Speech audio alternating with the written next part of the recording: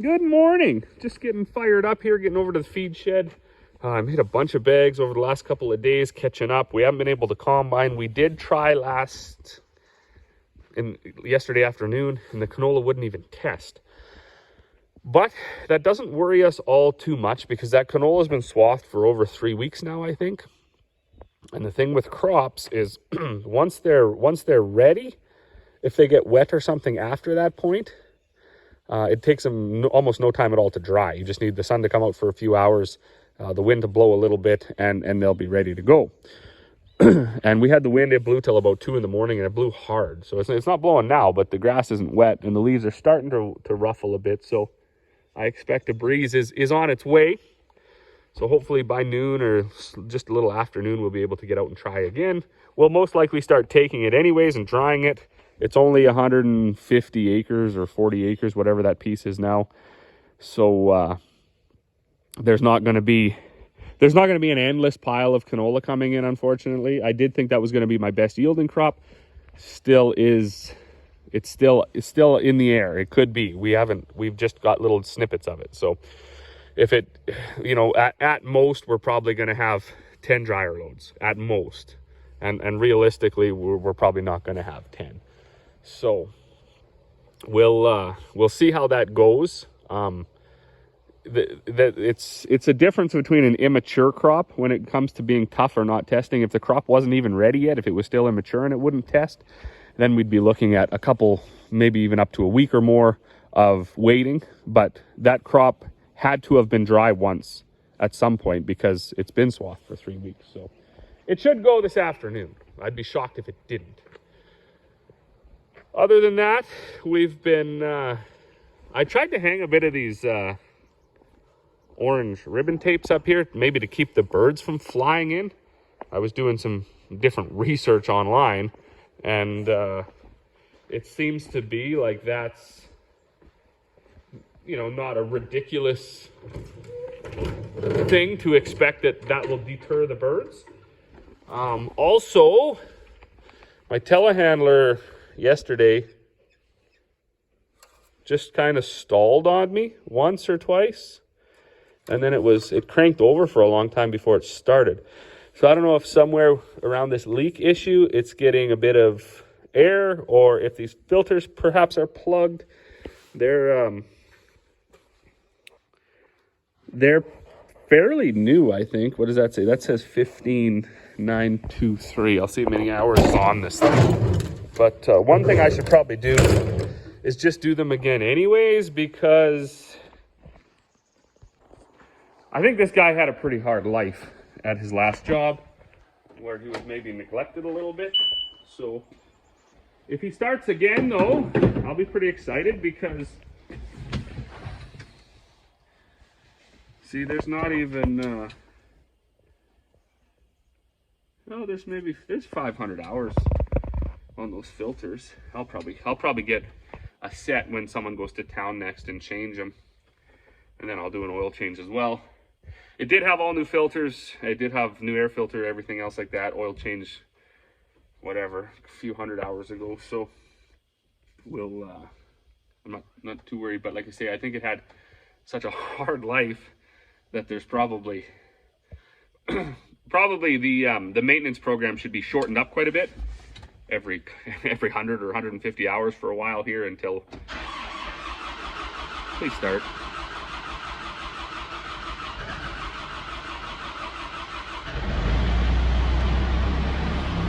Boom! It didn't even die again. Or didn't die yet. Still could. I'm gonna get going here, making some bags. Whew. Well, good afternoon. It is 20 after 12, just finished a quick little lunch. I did get all the bags that I had to make made up. So I'm gonna wander over now. I'm gonna check the propane situation for our dryer, because yesterday when we tried that canola, it wouldn't even test. I doubt very seriously today it's going to test dry. Now it may test, but it's not gonna be dry. Now with the weather coming in the forecast, it looks like we got, what is it? It's Thursday today? No, it's Wednesday. Looks like we got maybe Thursday, Friday, Saturday, Sunday. So we do have 4 days, but you just cannot rely on the weather people, the weather stations, the weather apps. Can't rely on any of it. They were saying today it would be a fairly good chance of rain. This is about the sunniest, clearest day we've had so far. What are we at here? 65% in that tank. And I think this one's empty. Ouch. Oh, 8% or so in that tank. So we got enough to dry. As I said in the video yesterday, or maybe this morning, I can't even remember anymore. Unfortunately, this isn't going to yield 500 bushels an acre, right? I mean, I think we're going to be lucky to get 30, which means it's going to be 4,000 bushels, something like that. That's a 500 bushel dryer, so we're looking at what, 8 loads? Not a big deal. It'd be nice to get 10 or something, but probably won't happen. So it's not the end of the world, is I guess what I'm trying to get at. We're just going to take it, we're going to dry it. We do have that quarter of peas and canola yet to do, so we don't want to put too much off in case the weather gets bad right away. And we don't want to leave anything out, certainly, if we don't have to. So let's get fired up here. I'm going to grease this guy a little bit, grease the walkers, and then we'll head out and make a round. I wish I knew anything about sunflowers. Like, there's some canola in there for sure, but those sunflowers have looked sad and dead for the longest time. But I have no idea how to gauge, like, if they're even close to dry or what. Because there's still some green in the top and there's some green down way at the north end there. But also, it's crazy the regrowth that's been happening this year. We were just talking about it at lunch. Like, some of the canola fields are just green as green and flowering like crazy. That green up there, that's wild oats coming back. I was pretty pleased so far to see nothing behind the combines. So of course these John Deere gets a bad rap for being a green seeder, and I mean, I'm not actually going to defend them. I've said in several videos I don't think they have the best combining technology. I was watching a few videos this morning before I got going with people plugging up their X9s and stuff like that, and I mean, any combine can be plugged, but where the individual happened to be at, he was even pretty disappointed in the fact that the combine plugged. But when you look out in our wheat, we don't have, and we dropped straw, so that should be the most consolidated area. If you're going to have a bunch of throwover start to regrow, you're going to have it in the swath that you dropped, and we don't see any yet. And we've had enough moisture and everything to get it going, so if it was going to regrow, it should have been regrowing by now. Looks like the neighbor over here, he's already got his Anhydrous down. He finished a while back, so that's another curse. We didn't even know that there was an Anhydrous shortage. So we're not coffee shop people. We don't go to the coffee shop. We're not there to be in the know. What we do expect is a little bit of courteous from some of the dealers, from some of the companies. When they see an issue coming, we do expect a little decency to get that call and say, hey, look, like, there's a situation coming up in the case of the Anhydrous. They can't even get it from what we're being told. Maybe they're just lying to us, I don't know. But it would have been nice if they could have done more of an allocation thing where, hey, how much do you think you're going to use? Okay, you're going to use 30 tons. We're going to give you 10% of that, just so everybody can get going. Well, they didn't do that. The guys that were at the coffee shop at 8 in the morning every day, they get some, and those of us that don't go to the coffee shop, we don't get anything because we weren't in the know. We were told, however, that maybe mid-October there might be some more available. I'm not too sure. So we sort of put our plans on hold. We were going to start putting down some fall fertilizer, but I mean, you can't even if you wanted to pay $1 million a ton for it, you couldn't get it. That's what we're told. We just pumped the brakes on everything here a little bit. They did work a couple of quarters. I do want to still spray that Avidex, but I want to get this canola and that piece of canola off before we fire up the sprayer and get that, because that's got to be worked in within about 24 hours of being sprayed onto the dirt. From what the label says, that's what you do. You go out, you turn your field black, you spray that stuff on it, and then you work it in one at a time. Also, there's that's some of the regrowth that I was talking about in the canola and stuff like that. I don't know why it's only part ways up, but that could be sprayed, I guess, at some point. Well, we are rolling away. It's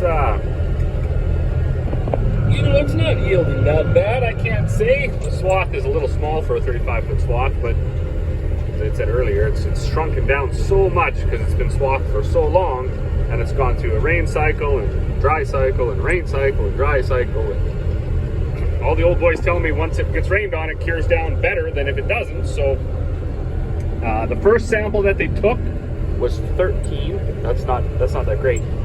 But yesterday it wouldn't test, so we'll take 13. We got this 100. I think it's 100.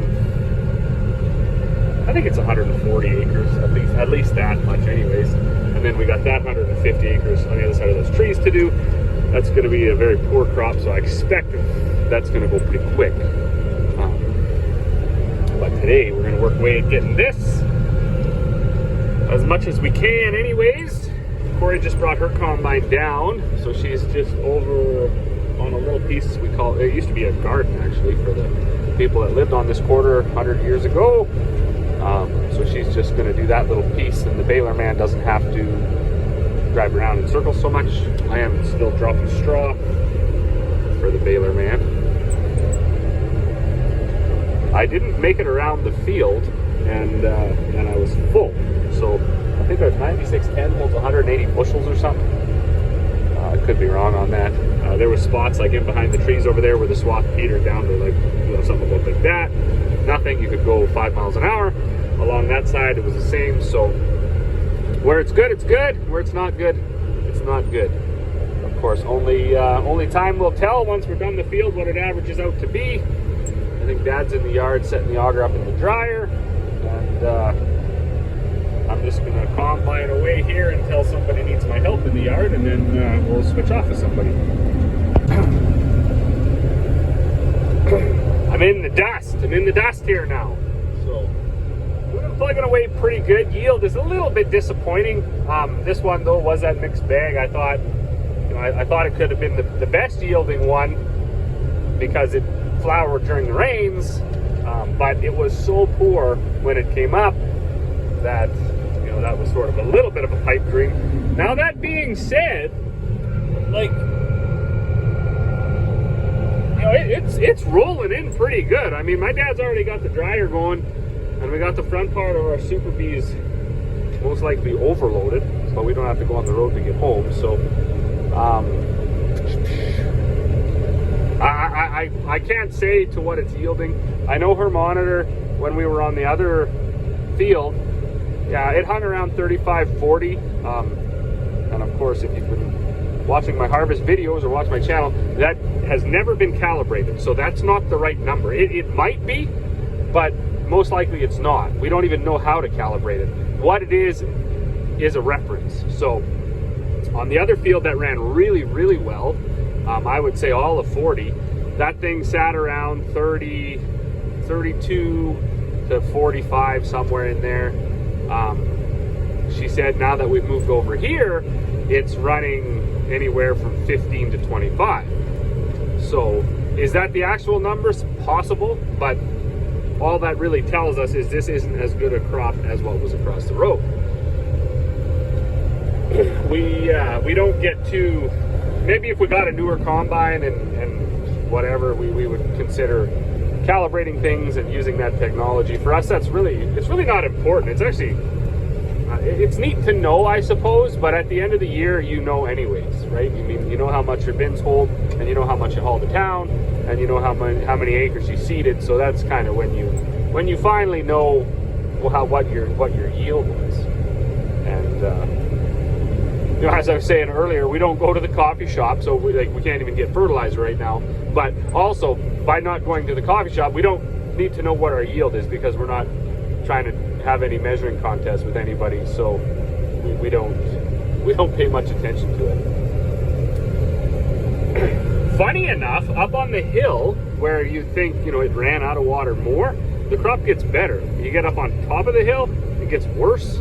And you get down to the bottom of the hill, it gets worse. So, very funny year. I had a bit of a chuckle from one of those. I think what the company is the one that make those drop pans that go under your combine and you push a button and it falls. I'm pretty sure they got those things up to like almost $5,000 now, which to me, I just that makes no sense. Like it really doesn't make any sense to me to spend that much money to know that you're throwing over, because that won't tell you why. That just tells you that you are. Your eyeballs can do the same thing, and a baking sheet can also basically do the same thing. So all this trying to quantify that canola is in rows. That's just coming now. That's how awful this was. Unbelievable. Back to that drop pan, that it just kind of like quantifies a number for you. And in fact, I was looking in the book for that 9750. It had seeds per square foot on a 36-foot header, which, how many seeds you would need of canola to make up a bushel an acre.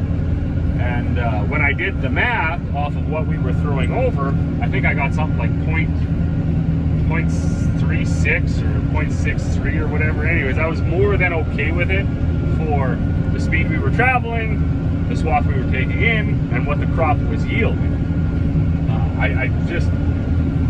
I don't know. I guess if that was the last thing you had to buy, if you had all your land paid off and all your machinery was 2020 and newer, and that was all, either leased comfortably or paid off, and you had, money ahead for fertilizer and things like that, and a whole crop to sell, and you didn't need the money to put the new crop in, then maybe you could just horse around with buying little trinkets and stuff. But I have a lot better places for $5,000 to spend on somebody who effectively just made a Rubbermaid tote lid that was on a magnet that you could just fire on the ground, and then did a little bit of math by measuring it and made it. I think they made it like a certain dimension, and give you that stupid little cup that the fertilizer or the chemical people give you too when you're mixing in that granular stuff, and you're supposed to measure it. And I know there's people that swear by them and they couldn't farm without them, but I am not one of those people. I certainly can't farm without it, and we do farm without it. Do we have losses at points that are unacceptable? Probably. And do we get days where things go very well? We do that too. So the reason I bring that up though is because they had made a post. They must have been driving through the Midwest or somewhere, and they were taking pictures of fields that had a bunch of regrowth, and that actually kind of irritated me, because in the world of misinformation and all that stuff, to drive by somebody's field and to take a picture and then put it effectively on blast on the internet, not that they named any names or any farms or anything, that's just total garbage, because you have no idea what the situation was. You have no idea at all. You're just assuming that everything was going good and these people didn't know how to set their combine, which I assume for anybody that's been farming for more than a year, that is not the case. A combine is not that difficult to set. This gets you pretty close, and you can go from there. I don't know. I didn't really like that. I actually thought that was sort of unprofessional from a company that was that boasts about being able to help you with your losses.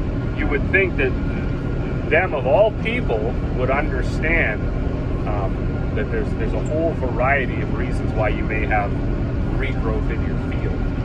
But anyways, I don't know what we're going to do. Not much more. I think Corey was going to go to a PTA meeting at 5 o'clock, so she'll probably shut down here in 25-30 minutes. I expect my dad's been drying away in the yard.